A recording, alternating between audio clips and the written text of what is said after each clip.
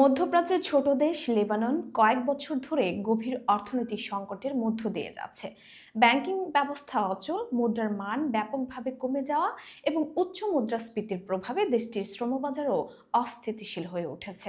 এই পরিস্থিতির সরাসরি প্রভাব পড়েছে সেখানে কর্মরত বাংলাদেশি শ্রমিকদের উপর। বেতন নিয়মিত পাওয়া, বৈদেশিক মুদ্রায় রেমিটেন্স পাঠানো এবং ন্যূনতম জীবনযাপন ব্যয় মেটানো সবকিছু এখন অনিশ্চয়তার মধ্যে। ফারজানা মিথিলার প্রতিবেদনে বিস্তারিত। লেবাননের অর্থনৈতিক সংকট আন্তর্জাতিকভাবে স্বীকৃত। ওয়ার্ল্ড ব্যাংক একাধিক প্রতিবেদনে দেশটির আর্থিক ধসকে সাম্প্রতিক ইতিহাসের অন্যতম গভীর সংকট হিসেবে উল্লেখ করেছে। ২০১৯ সালের পর থেকে লেবানিজ পাউন্ডের মান দ্রুত অবমূল্যায়িত হয়, ফলে স্থানীয় মুদ্রায় বেতন পেলেও তার প্রকৃত ক্রয় ক্ষমতা কমে যায়। বাংলাদেশি শ্রমিকদের বড় অংশ কাজ করেন গৃহকর্মী, নির্মাণ, রেস্টুরেন্টে ও খুচরা ব্যবসা খাতে। অনেকেই চুক্তিভিত্তিক মাসিক বেতনে কাজ করেন, কিন্তু সংকটের কারণে অনেক নিয়োগকর্তা ডলারে বেতন দেওয়ার প্রতিশ্রুতি পালন করতে পারছেন না। কেউ কেউ স্থানীয় মুদ্রায় বেতন দিচ্ছেন, যা বাজার দরের তুলনায় কম মূল্যমান বহন করছে। ব্যাংকিং খাতে সংকট পরিস্থিতি আরও জটিল করেছে।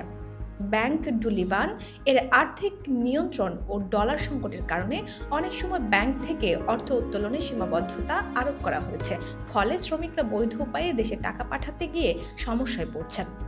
কিছু শ্রমিকের অভিযোগ, মাসের পর মাস বেতন বকেয়া থাকছে।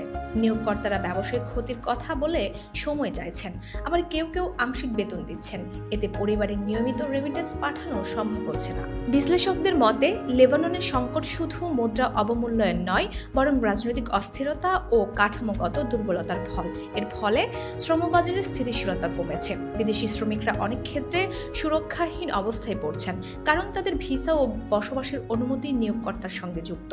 চাকরি হারালে বৈধ অবস্থানও ঝুঁকির মুখে পড়ে। বাংলাদেশ দূতাবাস পরিস্থিতি পর্যবেক্ষণ করছে এবং প্রয়োজনীয় কনসুলার সহায়তা দেওয়ার কথা জানিয়েছে। তবে বাস্তবে প্রত্যেক শ্রমিকের সমস্যায় তাৎক্ষণিক সমাধান দেওয়া কঠিন। ভাষাগত সীমাবদ্ধতা, আইনি জটিলতা ও আর্থিক সংকট মিলিয়ে পরিস্থিতি জটিল হয়ে উঠেছে। অর্থনৈতিক বিশেষজ্ঞরা বলছেন, স্থানীয় মুদ্রায় বেতন গ্রহণ করলে চুক্তিতে স্পষ্টভাবে বিনিময় হার উল্লেখ থাকা জরুরি, না হলে মুদ্রার ওঠানামায় প্রকৃত আয় কমে যেতে পারে। পাশাপাশি বিকল্প রেমিটেন্স চ্যানেল ব্যবহারের ক্ষেত্রেও সতর্ক থাকতে বলা হচ্ছে, কারণ আনুষ্ঠানিক পদ্ধতিতে ঝুঁকি বাড়তে পারে। বাংলাদেশি শ্রমিকদের জন্য এখন সবচেয়ে বড় চ্যালেঞ্জ হলো আয় স্থিতিশীল রাখা। উচ্চ মূল্যস্ফীতির কারণে খাবার, বাসস্থান ও চিকিৎসা ব্যয় বেড়েছে। অনেকেই খরচ কমিয়ে চলছেন, কেউ কেউ দেশে ফিরে যাওয়ার কথা ভাবছেন।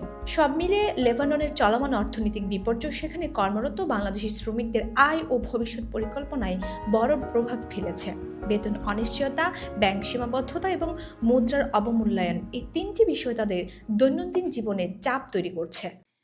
এই পরিস্থিতি কত দ্রুত স্থিতিশীল হবে তা নির্ভর করছে দেশের সামগ্রিক অর্থনৈতিক পুনর্গঠন ও আন্তর্জাতিক সহায়তার উপর। ততদিন পর্যন্ত প্রবাসী শ্রমিকদের জন্য জরুরি সতর্কতা, পরিকল্পনা ও আইনি সচেতনতার মধ্য দিয়ে টিকে থাকা। Voice of Bangla, international desk.